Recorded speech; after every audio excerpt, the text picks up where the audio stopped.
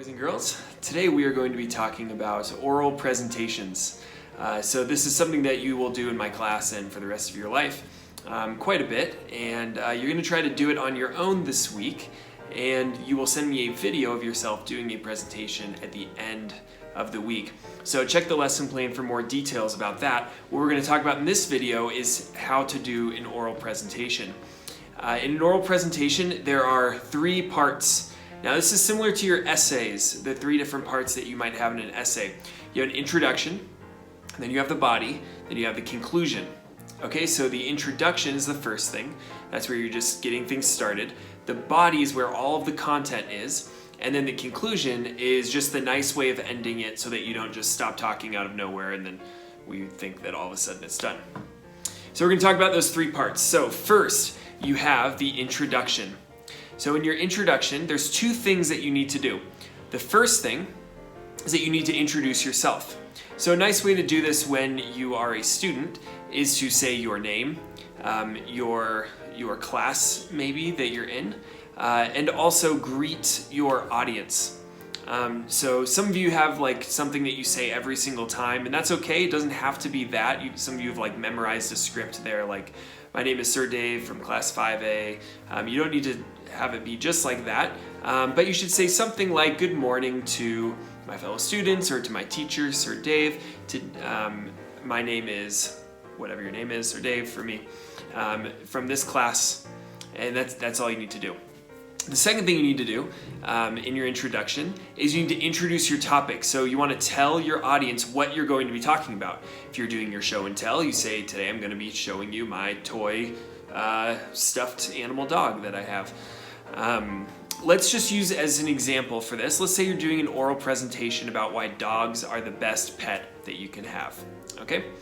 So your introduction might be something like, good morning to all of you and my respected teachers. I am Sir Dave.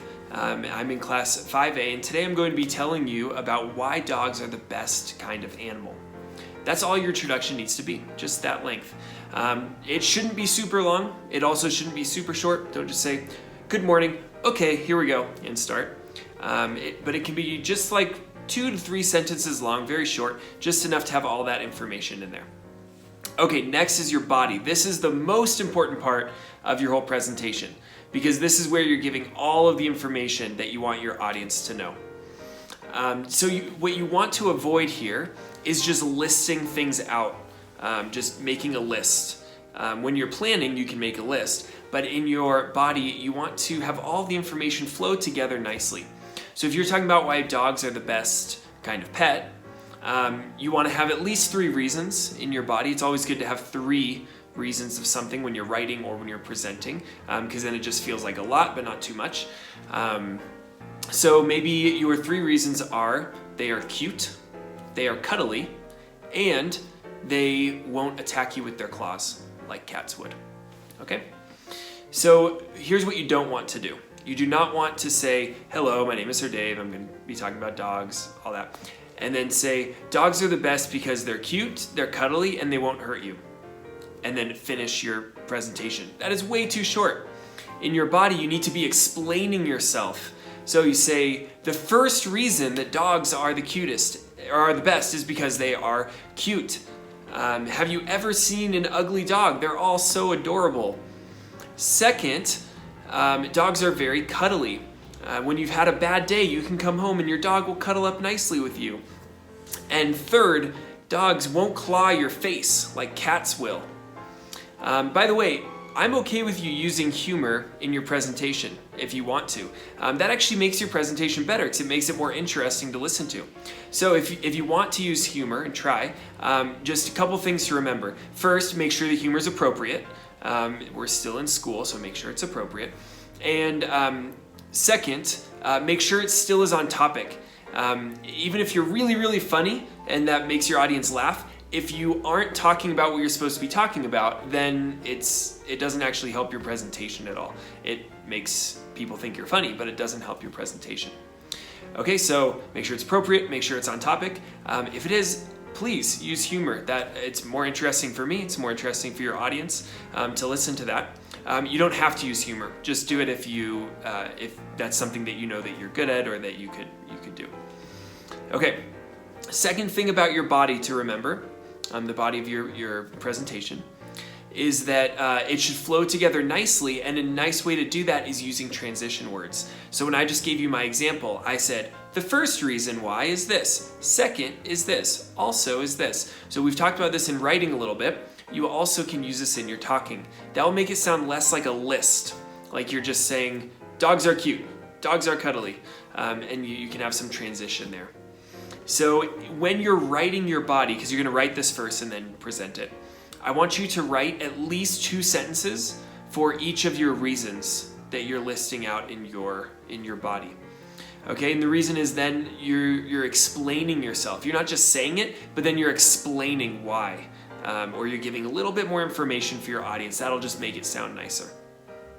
Okay, now we're done with the body, and we're moving on to the conclusion. Again, between these sections, you can also add transition words, like something like in conclusion, or as you can see. And there's 2 parts to your conclusion. First, you are going to review your topic. So you might see something like, in conclusion, that is why dogs make the best pet. Okay, it's just something simple like that. It doesn't have to be long, 1 sentence.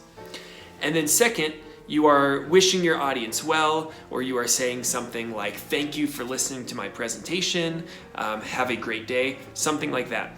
This is to avoid the most common mistake that I see in oral presentations. You finish, and then it doesn't sound like you finished, so you just go, okay, I'm done.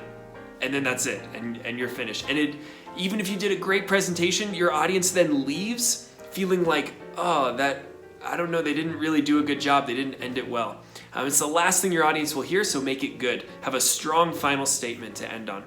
It doesn't have to be complicated. It can be something simple like, thank you so much for listening. I hope you all have a great day. Now, don't copy that exactly. Do whatever you would say at the end.